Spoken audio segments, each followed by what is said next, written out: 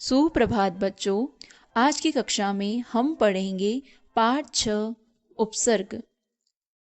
उपसर्ग वे शब्दांश होते हैं जो शब्दों से पहले लगकर उसके अर्थ में विशेषता या परिवर्तन ला देते हैं, अर्थात उनका अर्थ बदल देते हैं। उसे उपसर्ग कहते हैं।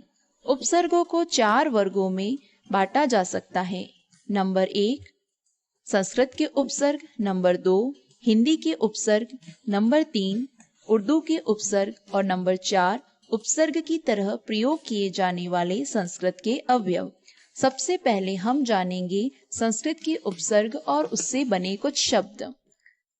जैसे अ उपसर्ग से बना शब्द है अज्ञान, अधर्म, अयोग्य।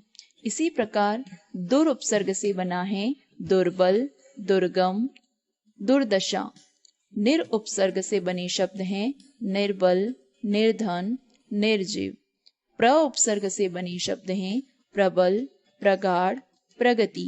इसी प्रकार संस्कृत के अन्य कई उपसर्ग शब्द होते हैं जिनसे नई शब्द हम बना सकते हैं।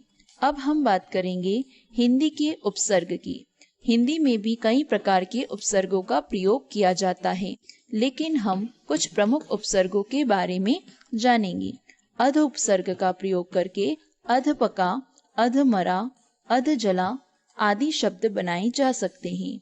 इसी प्रकार कु उपसर्ग का प्रयोग करके कुपुत्र, कुमार्ग, कुरूप शब्द का प्रयोग कर सकते हैं। नि उपसर्ग का प्रयोग करके निकम्मा, निडर, निठल्ला आदि शब्द बनाए जा सकते हैं।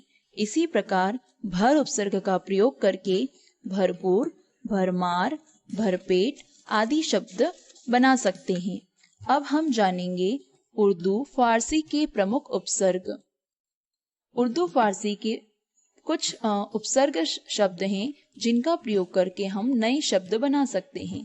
जैसे कम शब्द उपसर्ग का प्रयोग करके हम कमजोर, कम अक्ल, कम उम्र आदि शब्द बना सकते हैं।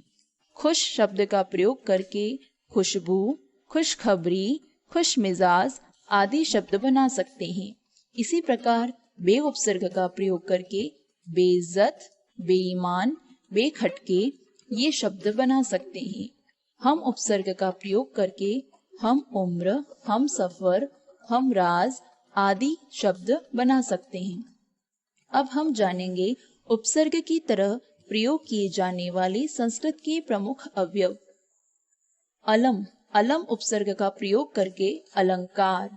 चीर शब्द का उपयोग करके चिरकाल, चिरायु, चिरस्थायी आदि शब्दों का प्रयोग हम कर सकते हैं। इसी प्रकार पुनः उपसर्ग का प्रयोग करके पुनः निर्माण, पुनर्जन्म आदि शब्द बना सकते हैं। सह उपसर्ग का प्रयोग करके सहयोग, सहचर आदि शब्द हम बना सकते हैं। इसी प्रकार अंतः शब्द का प्रयोग करके अंतर्यामी, अंतःकरण, अंतरात्मा आदि नए शब्दों को हम बना सकते हैं। आज की कक्षा में उपस्थित होने के लिए धन्यवाद।